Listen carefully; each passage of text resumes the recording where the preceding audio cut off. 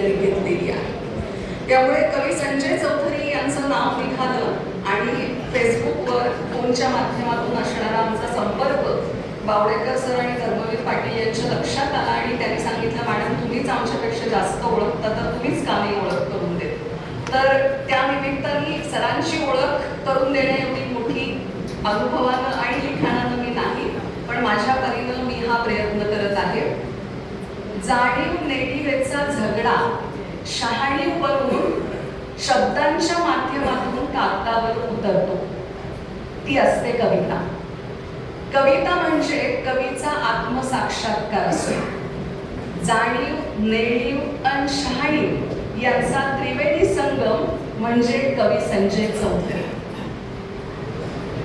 ज्यांच्या कवितेचा कोलाज केला गेलाय आणि ज्यांच्या काव्यसंग्रहानं हिंदी, उर्दू, उडिया, इंग्रजी, तेलुगू आणि इंग्रजीमध्ये भाषांतर व्हावं इतका मोठेपण मिळवलेलं आहे.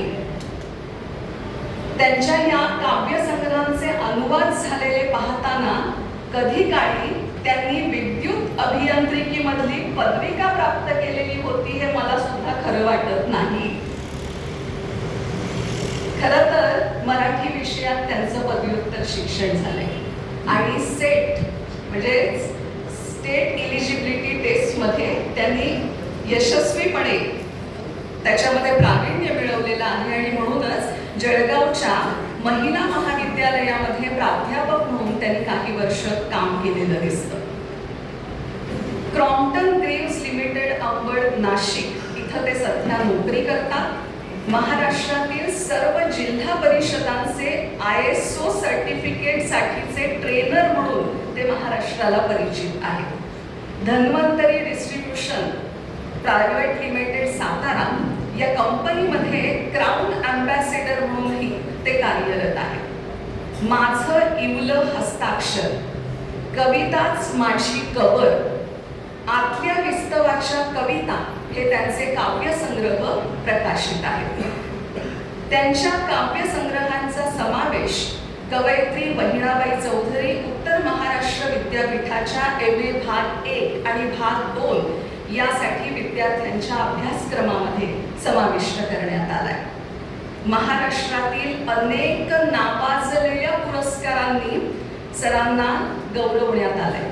त्यांच्या पुरस्कारांचा उल्लेख केला तर 3 मिनिटाची 30 मिनिटं होतील, म्हणून सगळ्या पुरस्कारांची नावं मी घेत नाही, पण जवळपास 41 पुरस्कारांनी सरांचा सन्मान करण्यात आलेला आहे. वैचारिक, भावनिक, मानसिक आणि सामाजिक कोलाहलात कवी संजय चौधरी यांची कविता आपल्या सगळ्यांच्या काळजामध्ये घर करते, चांगुलपणा शोधू पाहते.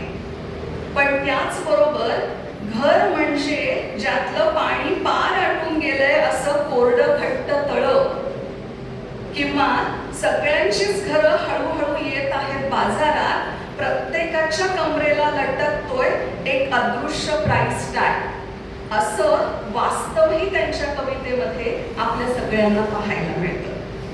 दुसऱ्या झाडाची फुलं माळून एखादं झाड सजल्याचं एकही उदाहरण विश्वाच्या इतिहासात नाही हे सांगतानाच साधेपणाच साजरा असतो हे कालातीत सत्य कवी संजय चौधरी महाराष्ट्रासमोर मांडून जातात. खोदून पहाल माझी कोणतीही कविता, खोदून पहाल माझी कोणतीही कविता, तर आत मीच निजलेला कविताच माझी कबर असंही लिहून जातात. आणि माझ्या वाट्याला आलेल्या काळाच्या तुकड्यावर मी कोरी, माझ्या वाट्याला आलेल्या काळाच्या तुकड्यावर मी कोरी, माझं इवलं हस्ताक्षर, असं छाती ठोकपणे सांगणारे कवी संजय चौधरी कवितेचं भावविश्व या पुढील काळातही समृद्ध करतील आणि महाराष्ट्राला एक आश्वासक चेहरा म्हणून काव्य प्रतिभेच्या माध्यमातून सतत महाराष्ट्रातील मनांना मशागत करत राहतील असं मला प्रामाणिकपणाने वाटतं. सर, आपलं मनपूर्वक स्वागत आणि धन्यवाद.